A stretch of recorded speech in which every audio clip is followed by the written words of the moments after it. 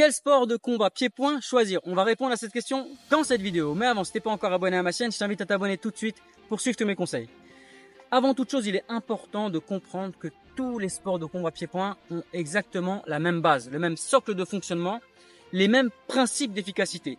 Dans tous les sports de combat, on te dira qu'il faut bien engager la hanche pour être puissant, il faut avoir une garde bien placée, etc., etc.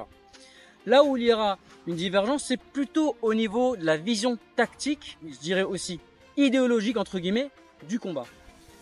Pour séparer en deux grandes parties, dans la première partie, on aura les sports de combat où on cherche surtout la puissance.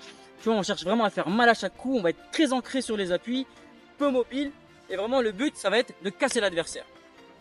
Et on aura, dans un deuxième groupe, les sports de combat qui, à l'opposé, demanderont d'être très mobiles, donc beaucoup de déplacements, aller toucher de manière précise et rapide l'adversaire.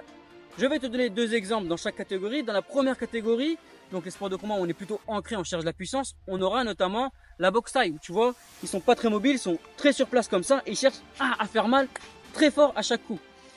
Et à l'opposé, dans la deuxième catégorie, dans les sports où on est plutôt axé sur les déplacements mobiles et de la rapidité, eh bien on aura par exemple la boxe française, où tu vois, on cherche vraiment à être très rapide dans les déplacements et faire des mouvements pour aller frapper de manière précise. Tu le vois, les deux sont différents, mais ça ne veut pas dire qu'il y a un qui est plus efficace que l'autre. C'est vraiment deux esprits qui sont différents dans la combativité. Maintenant, à toi de choisir un petit peu ce qui te convient le plus. Et c'est pas parce que tu fais par exemple de la boxe thaï que tu ne peux pas avoir un style où tu es un peu plus mobile que la normale, tu vois. Et à l'inverse, c'est pas parce que tu fais de la boxe française que tu peux pas parfois avoir un style plus ancré pour avoir beaucoup de puissance. Donc, au final, ça se vaut.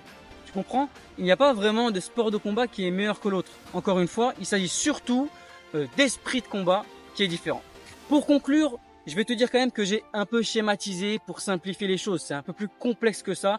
On pourrait aller un peu plus dans le détail. Mais le but, c'est vraiment d'avoir une idée générale pour savoir où t'orienter.